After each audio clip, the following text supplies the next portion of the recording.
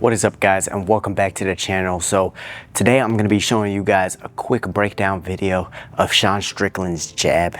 Now the two-time UFC middleweight champion after beating Khamzat Chimaev at UFC 328. And he has this style that we call the jab and teep style, right? And in order to learn how to jab like Sean Strickland, I guess the first thing we're going to have to uncover is going to have to be his stance.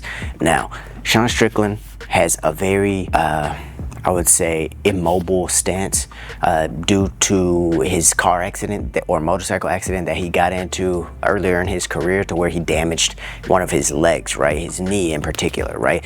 Another person who also had this happen was someone like Bill Superfoot Wallace. If you go and look him up, that's the reason why his lead hand and his lead leg are also really good. So Sean Strickland's almost like the MMA version of Superfoot Bill Wallace, if you will. Except I would say his jab's a little bit better than his lead leg. But anyways, getting into this, again, Sean Strickland has a very tall stance, so it's immobile. It's more of like a Muay Thai boxing hybrid. Boxing stance would be a little bit wider, a little bit lower. That way you could lean off the front leg, the back leg, and you're really not worried about the leg kicks, so you kind of leave that leg out there. Muay Thai, you're more worried about the leg kicks, so you're here, kind of always propping this leg up. That way you could teep, you can check if you want, and different things like that. Kickboxing is a little bit more right here. That way you can circle, right? You can angle, you can punch, you could kick, you could check. A little bit more mobile version of Muay Thai. But going back to Sean Strickland's stance, he has more of a Muay Thai stance, and then he carries this Philly shell. And if you look at his Philly shell, it's not traditional like boxing, Floyd Mayweather, to where he's here kind of exposing his, not his rib cage, but his like kidneys a little bit, looking to move his trunk and angle like this. Sean Strickland's is a little bit different, right? Again, he's more square to his opponents, ready to teep them at any time or ready to jab them at any time. And when he does his Philly shell, it's a frontal Philly shell. So he's like this, right here, almost like leaving this window open. But there's a reason why he does this, because when he's jabbing, he's not aiming for one target, right? He's aiming at multiple different targets. He's trying to jab the shoulder, right? He's trying to jab the face. He's trying to jab the body. He's also trying to jab your punch, right? So if you're throwing a jab, he may try and jab your lead hand. If you're throwing a cross, he may try and jab your back cross, right? So he's using this jab not only offensively, but he uses it defensively as well, right? So again, when we're talking about Sean Strickland's jab, he has this little Philly shell, but it's a frontal Philly shell. He's also ready to stick a teep into your body at any point in time, right? And so he's right here. When he throws his jab, there's no elbow that points out. It goes straight to the target. When he throws his jab, it goes straight to the target, right? Sometimes he's flicking it and not really moving forward. Other times he's sticking it and stepping in. And then a lot of times he's kind of, boom, just fading off. Boom, just having it stiff. Boom. If you can see what I'm doing here, his elbow isn't flaring out before it punches, right? That's a common tell. If you see someone throwing a jab, right, and their elbow's flaring out every time they punch, it's easy to know that that jab is coming.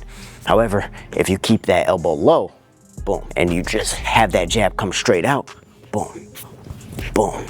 Now it's not telegraphed. Now it's harder to see coming, and it comes much faster with a direct line to the target rather than coming out and then more of like a pushing jab. Instead, now it's more body behind it. You're stepping into it, right? So again, for Sean Strickland's jab, he has this frontal Philly shell type deal that he does right here, and then he's aiming with the front two knuckles coming straight at his target every time.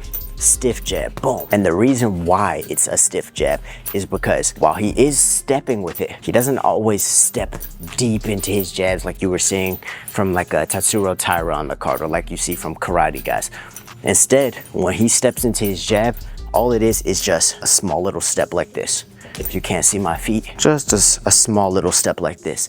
And he's trying to make contact with that jab before that foot hits the ground, right? So if he's here,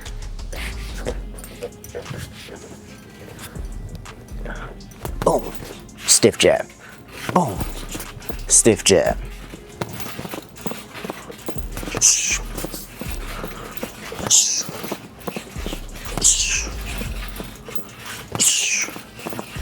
Not lifting it up and punching in, but right to the target as quickly as possible, as fluid as possible, and as effortless as possible.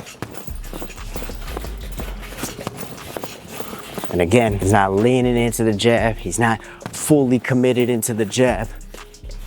Boom, stiff. Aiming at the shoulder, aiming at the head, aiming at the body, aiming at the hands. Offense and defense, all with the jab, right? Man, there's thousands of ways you can use this jab. There's a bunch of different ways different people have used the jab throughout history. And if you're just willing to do some research or a little bit of film study, there's a lot of neat tricks that you'll be able to find and add to your game. But one more thing before I leave you guys. Also, you will be able to find the full style breakdown of this on my Patreon. And also there's a section on my Patreon to where you can watch me teach these style breakdowns and teach classes of how to imitate certain fighters or use certain fighters' styles for each individual person, along with like one-on-one coaching and different things that you'll be able to see there. But I'll leave a link to that Patreon in the comments and in the description. But again, last thing before I leave off this video is the reason why he's not stepping into everything and he's having that mobility issues, of course, because the accident, yes, but he keeps his footwork very simple. He uses two styles of footwork, right? So if he's here in front of somebody, he's either gonna, and he's trying to circle to the right, he's gonna use an L step just to reset the angle. That's taking your lead leg back, and then you take a step off before you reset your stance. That L step could very easily be turned into just a shuffle, and that's how he exits out to the weak side, right? So again, going to my right, which is their left, their weak side, step back, step out, turn it into a shuffle, reset. One footwork. The next footwork he uses is just a quarter turn. That simple. Like I said, everything's very stationary, man. He's one step, he's one shuffle. Everything is not very mobile, right? And what this helps him do is every time he steps out, he also uses that to jab. He also uses that to change the angle. He also uses that step out to, instead of just stepping out, check, right? So he has all these built-in things into his stance, into his style, into his footwork that all facilitate this jab and teep style. However, I will have to say it is more than just a jab and teep style, and I'll be showing that in my upcoming videos. But guys, hopefully you took something from this one that you can add into your style, or that you just learned something in general from Sean Strickland. But guys, thank you for tuning into the video. This is how Sean Strickland throws his jab on Nwadei MMA. Thank you for stopping by. Don't forget to like, comment, and subscribe, and I'll see you guys in the next one. Peace.